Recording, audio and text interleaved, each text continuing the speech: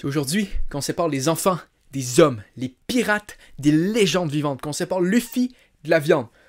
Pour juste quelques heures, donc bienvenue en perspective animée tout le monde. Si vous n'avez pas lu le chapitre 1001 de One Piece, ayez aucune crainte pour la vidéo. Je vais juste en parler tout le temps. Vous allez savoir ce qui se passe dans le chapitre. Après ça, vous n'aurez même plus besoin d'aller lire parce que je vais vous avoir sauvé du sang. Exactement. Donc bienvenue. On va parler de ce qui se passe en ce moment. D'avoir 3 supernovas et un empereur. Oui, Luffy c'est un empereur. Big News Morgan il le dit. Puis pourquoi il mentirait? Moi personnellement, ma règle numéro 1 de vie, toujours croire les oiseaux qui parlent. Ok? Il n'y a rien de plus honnête qu'un être rempli de plumes. Moi, dans ma vie, je me suis jamais fait voler de frites par un oiseau.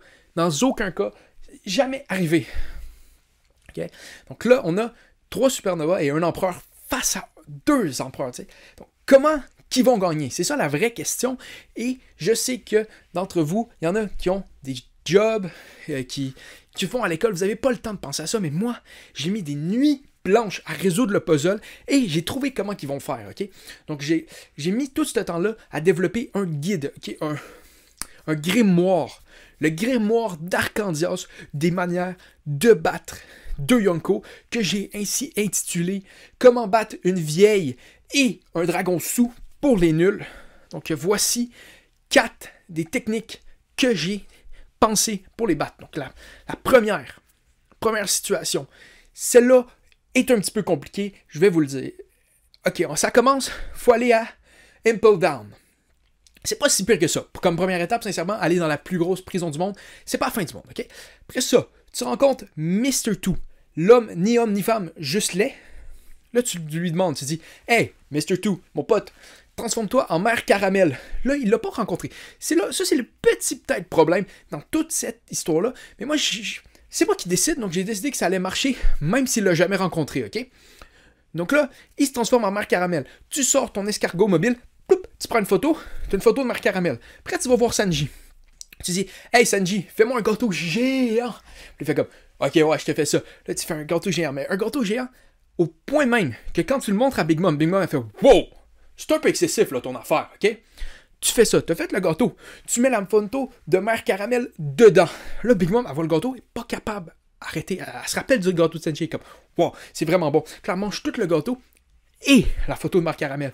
Quand elle a fini de manger la photo de mère caramel, ok, c'est là que le plan machiavélique se met tout en place. Tu la regardes, tu dis, t'as mangé mère caramel, Lénine a mangé sa mère, Lénine a mangé sa mère. Puis là, elle capote, ok, complètement, elle est déboussolée.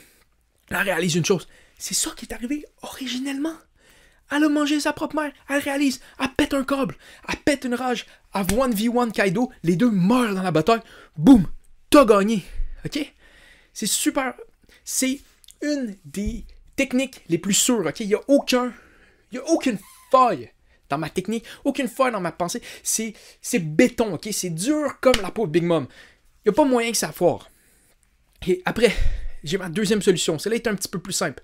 Tu prends Tama, elle prend ses boules, elle en fait manger une à Kaido. Kaido, il vire son ami. Kaido, c'est un dragon, c'est un animal, ça marche. Après, elle en donne une à Big Mom. Là, il y en a peut-être qui se disent, ça marche pas, c'est pas un animal. Regardez comment elle agit, c'est un animal, ça marche. Donc là, les deux sont sous Tama.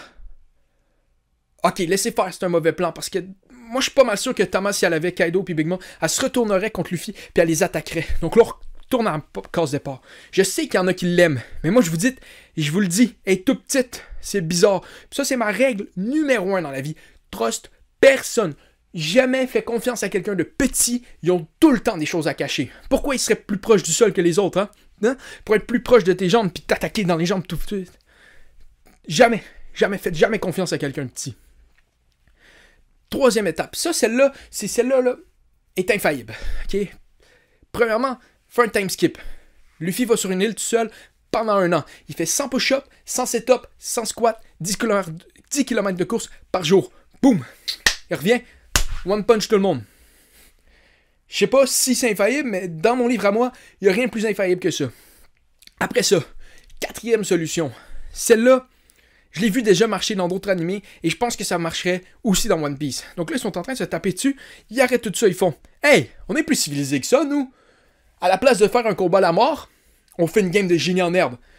C'est la règle des animés. Si t'as un combat d'animé et quelqu'un décide de faire une espèce de compétition dans le milieu autour, t'es obligé d'accepter. Donc là, tout le monde décide de faire la game de génie en herbe. Big Mom et Kaido ont aucune connaissance générale. Ils partent avec un avantage. Donc c'est là que Luffy répond... ok, Luffy répond pas à des questions. Zoro, lui, par contre, pas plus. Il dort puis il est sous à côté. Kid, non plus. Là, ok, tu fais un quiz sur des connaissances générales de médecine. Et là, Laure répond à tout. Tu gagnes.